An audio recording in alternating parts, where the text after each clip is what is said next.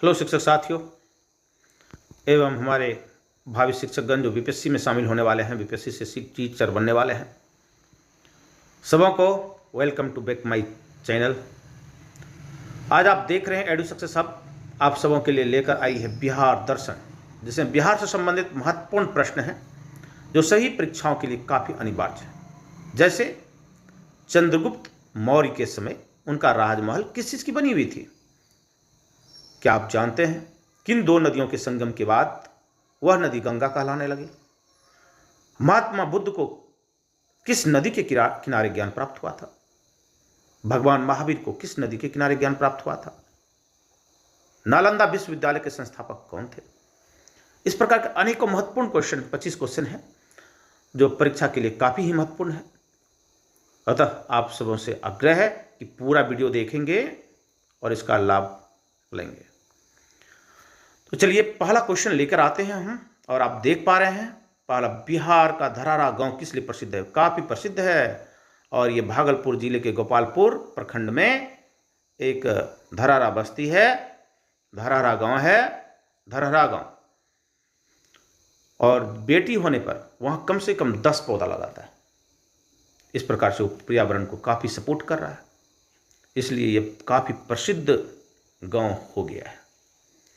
चलिए next question हम लोग लेके आते हैं। क्वेश्चन क्या है आप लोग देख पाएंगे। दूसरा क्वेश्चन क्या है? पाटलिपुत्र में स्थित चंद्रगुप्त मौर्य का महल मुख्यतः किसका बना होता था? लकड़ी का, पत्थर का, ईंट का, चूना पत्थर का, बलुआ पत्थर का, किसका? तो इसका आंसर होगा, आप देख पाएंगे, लकड़ी का। ओके, तो क्वेश्चन नंबर हम लोग चलते हैं क्वेश्चन नंबर 3। क्वेश्चन नंबर 3 क्या है? बिहार का शोक किस नदी को कहा जाता है? तो आप लोग जानते हैं कोसी नदी को। ये बाढ़ लाती है बिहार के किस भाग में? उत्तरी बिहार में, है ना।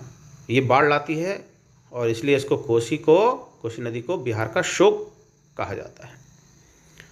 किस अभिलेख में अशोक को मगध का सम्राट बताया गया है? बहुत ही इंपॉर्टेंट क्वेश्चन है। किस अभिलेख में अशोक को मगध का सम्राट बताया गया? सोचिए। तो इसका आंसर होगा भाब्रू अभिलेख, भाब्रू अभिलेख, भाब्रू अभिलेख। ओके, तो ये सब बहुत इंपॉर्टेंट क्वेश्चन है जो बीपीएससी में पूछा भी गया है। चलिए नेक्स्ट क्वेश्चन की ओर चलते हैं। कांवर झील कहाँ है और किस लिए प्रसिद्ध है? कांवर झील कहाँ है और किस लिए प्रसिद्ध है? तो इसका आंसर होगा, कांवर झील बिहार के बेगूसराय जिले के मंझौली में स्थित है और यह प्रवासी पक्षी के लिए प्रसिद्ध है। यहाँ बाहर से पक्षी आते हैं मौसम चेंज होने पर, और इसलिए ये काफ़ी प्रसिद्ध है, आकर्षक केंद्र है पक्षियों के लिए।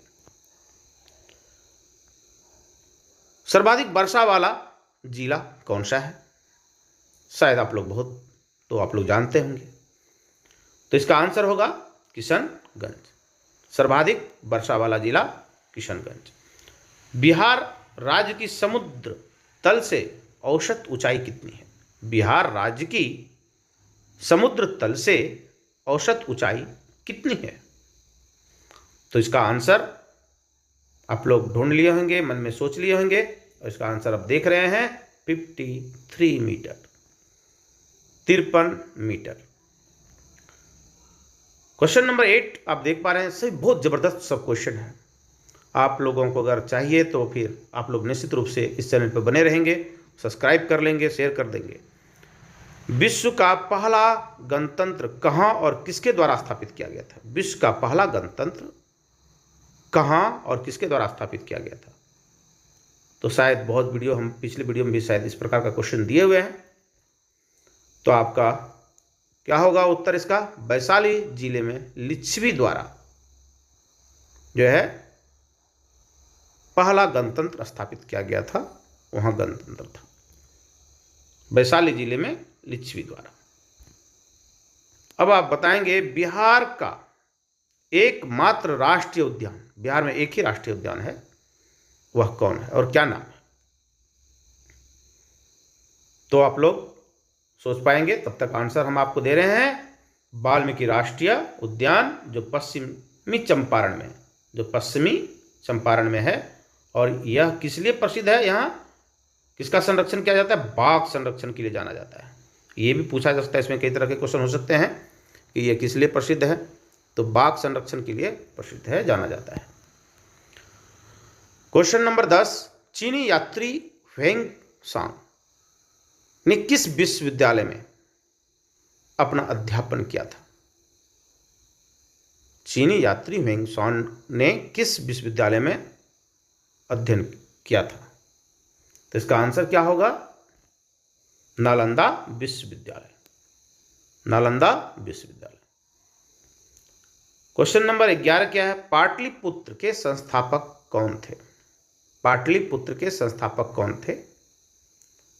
इसका आंसर क्या होगा? उदयन।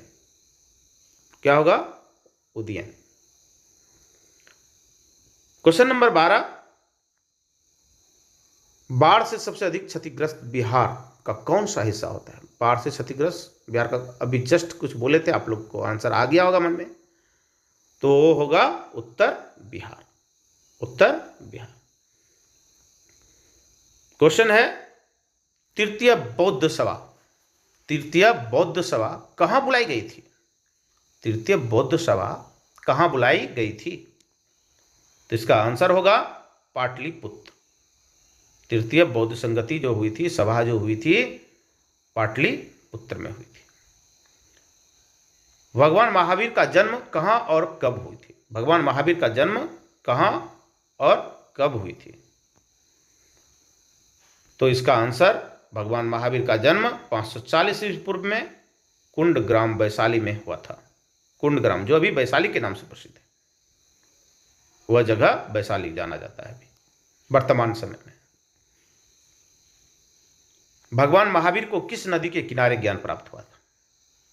भगवान महावीर को किस नदी के किनारे ज्ञान प्राप्त हुआ था?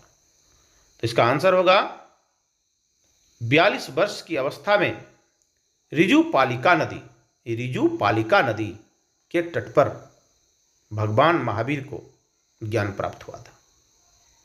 42 वर्ष की अवस्था में रिजुपालिका नदी के तट पर भगवान महावीर को ज्ञान प्राप्त हुआ था। क्वेश्चन नंबर 16 नंबर क्वेश्चन क्या है? भगवान महावीर का निर्वाण कहाँ हुआ था? यानी इनकी मृत्यु कहाँ हुई थी? उनकी मृत्यु को निर्वाण बोला जाता था। ये भी क्वेश्चन रहता तो उनकी मृत्यु को क्या बोला जाता है? तो हम लोग बोल सकते हैं निर्वाण। भगवान महावीर का निर्वाण कहाँ हुआ था?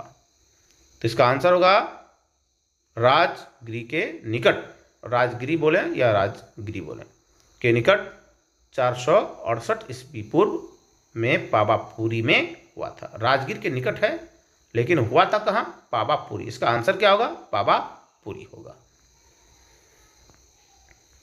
क्वेश्चन नंबर देख लीजिए 17 नंबर क्या है?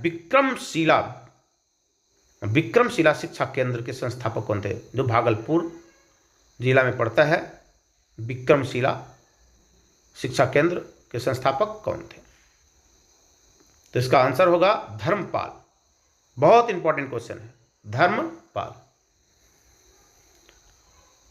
प्रथम बौद्ध संगति किसके द्वारा और कहां बुलाई गई थी? प्रथम बौद्ध संगति किसके द्वारा और कहां बुलाई गई थी? इसका आंसर होगा अजातशत्रु के द्वारा राजगीर में पहली बार बौद्ध संगति बुलाई गई थी। अजातशत्रु के द्वारा राजगीर में पहली बौद्ध संगति बुलाई गई थी। क्वेश्चन नंबर 19, नालंदा विश्वविद्यालय के संस्थापक कौन थे? नालंदा विश्वविद्यालय के संस्थापक कौन थे?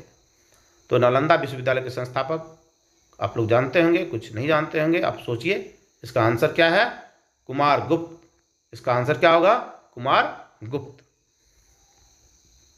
क्वेश्चन नंबर 20, बोध गया में बौद्ध वृक्ष अपने वंश के किस पीढ़ी के हैं? बौद्ध वृक्ष जो है अपने वंश के किस पीढ़ी के हैं? ये भी यूपीएससी का क्वेश्चन है। बीपीएससी का, सॉरी, चौथी पीढ़ी के ये बौद्ध वृक्ष था। महात्मा बुद्ध को किस नदी के किनारे ज्ञान प्राप्त हुआ था? महात्मा बुद्ध को किस नदी के किनारे ज्ञान प्राप्त हुआ था? तो इसका आंसर क्या होगा? गया में फाल्गु नदी, अभी फाल्गु नदी जो निरंजना के नाम से भी प्रसिद्ध था प्राचीन समय में, के तट पर, उनके किनारे पर बौद्ध वृक्ष के नीचे ज्ञान की प्राप्ति हुई थी। गया में फाल्गु नदी भी रह सकता है, या तो उसके जगह पर फाल्गु नदी के बदले निरंजना नदी भी हो सकता है उस जगह। तो निरंजना रहे या फाल्गु नदी होगा, इसका आंसर होगा।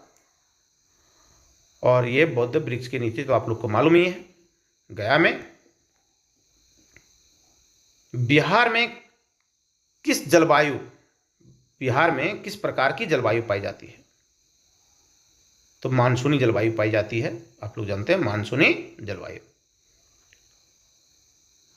बिहार का सबसे गर्म जिला कौन सा है?